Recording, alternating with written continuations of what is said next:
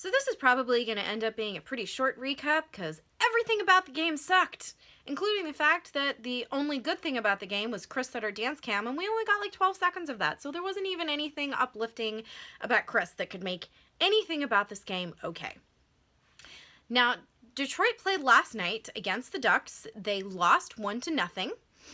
They were playing their backup goaltender tonight, who has played 5 games in the NHL and has never got a shutout until now. We're one of the most generous teams in the NHL. We let people snap their streaks, their bad streaks against us all the time. You're so welcome, Detroit. Detroit is 27th in the league, or they were going into this. 27th, guys. And the Kings did what they oh so often do when they come against teams that, shall we say, are not so great.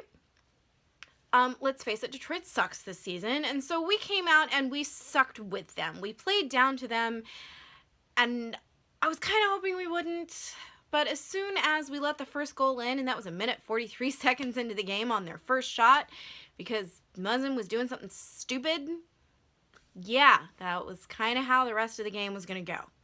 So, like I said, a minute 43 into it, Jeff Zatkoff is looking behind his right shoulder. The puck is behind him. The Detroit player gets it out from behind him to a guy right in front of Jeff Zatkoff's left shoulder, where Jake Muzzin should have been defending and wasn't. And the puck sails in by Jeff Zatkoff's left shoulder. Zatkoff doesn't even turn around and see it. He's so uncomfortable in his net at this point. It just is sad, honestly. It was a sad kind of game. And I honestly thought that we were going to pull him by the end of the first just to change things up. I was shocked that Daryl Sutter didn't. That's so something Daryl Sutter would do, and I know he has no confidence in Zatkoff. And I don't really think Zatkoff helped himself out tonight. That first goal was bad. It was bad on many levels, but it shouldn't have been as bad as it was. I'm going to blame Jake Muzzin for about half of it because he should have had his man in front. So that kind of set the pace. That was their only shot on goal for the first 6 or 7 minutes, except the Kings weren't really doing anything either. They were just kind of chasing the Red Wings around. It looked like they were completely outmatched, which I don't understand. They shouldn't have been. It was just a weird matchup tonight. It just wasn't working for us. So we're down 1-0. Pearson can change the whole momentum of the game. He is on the breakaway. There are literally 3 Red Wings that are trying to chase him, and they've got nothing on him because Pearson is fast. And he draws a penalty shot. Now, I don't know if things change, if the momentum of the game swings a little bit, if he gets the penalty shot, or if we even take the 2 minutes on the man advantage instead. But that doesn't happen. And sure enough, a couple minutes after we don't get the goal, they get a second one. Because again, Kings defense was doing something stupid. I don't know what Gravel was thinking. He has the puck. We're in our offensive zone. Nick Dowd, I think, is trying to get off or isn't paying attention. I don't know what's happening. But Gravel on the blue line goes to pass it to him and ends up passing to the same Red Wings player that hooked Pearson, and he gets on the breakaway and just schools Zatkoff. It's bad. It's everything that was wrong with our game tonight. Our defense was off, our goaltending wasn't sharp, and we just let them run away with stuff. So we're down 2-0. And then Drew Doughty goes to the box, and at which point there's just this collective, groan in Staples Center. Because we know if Drew's going to the box, that's not going to end well. Except it ended up being about the best 2 minutes the Kings played all night. The other best 2 minutes we had was in the end of the second period when Jeff Carter, our other great penalty killer, and our only goal scorer, it seems recently, was in the box.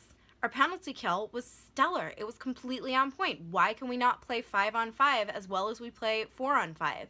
The man down was awesome. They had no shots on goal. We were constantly clearing the puck. We were doing exactly what we needed to do defensively. In fact, at one point, Dwight King was down by their goaltender, and their goaltender mishandled it. And if if that was Carter, not King, or if it was Pearson, or God, I miss Cupcake to Foley. If it was Anze Kopitar when he was at his best, that was an easy goal for us. But no, nothing going on that.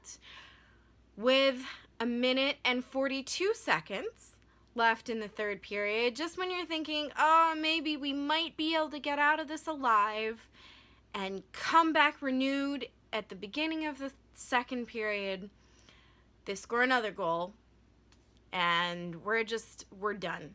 The Kings were done by the end of the first period. They knew it. The Red Wings knew it. The fans knew it. And it was just a matter of playing the next 40 minutes, because the Kings sure did not get up after that. I was honestly shocked when Zatkoff came out at the beginning of the second. I thought for sure we would have seen Budaj shifting things up, changing things, but no, Sutter was going with his man. Basically nothing happened in the second period. We had about halfway through kind of this splurge of almost something, but it was almost and never anything. Setaguchi had a shot right in front, golden opportunity, grade A chance, all alone, couldn't do anything with it, whiffs on the shot. Dustin Brown and Anze Kopitar actually had a couple of great moments together. Gaborik just kept falling on his ass. I'm not kidding. Every time I looked up, I felt like he was on the ice, not his feet. There was a mad scramble, maybe like 8 or 10 minutes in, or with 8 or so minutes left to go, and, nothing happening there. And then, Jeff Carter goes to the box, and we have our best 2 minutes of the second period, playing a man down. But it's just nothing's happening. We're in the McFlurry minute, last minute of the second period, and Drew in the last 7 or 8 seconds actually has probably the best bit of the night, single-handedly trying to get that shot off, and he almost does. That was close. Drew played pretty good hockey tonight. He was about the only King that did. So we come back into the third, and the energy is just low. It's not the period we're going to come out and make a comeback. Sure enough, they score their fourth goal. I swear, in a space of about 5 minutes, I screamed out, "Dear God, Muzzin, do something!" Or, "Damn it, Muzzin, don't do that!" 4 times. There was one where the puck was just right there. He had the best view of the puck right by their goalie, and he just was like, oh, hey, Red Wing took it away. No, all right, that's sad. It was not Muzzin's night tonight. It was rough for a lot, but Muzzin and Gaborik, I think, were the two that stood out as needing some work. The seconds ticked down. We never got a power play, which is fine, because we probably wouldn't have been very good on it. And we just never did anything that was worthy of a comeback. It's like we didn't even really try. Everything was off. So I'm just going to put that game in the books as park and ride. It happened. It's over. Let's please forget about it. Maybe learn from it if we're not going to. But let's just move on. I'm moving on.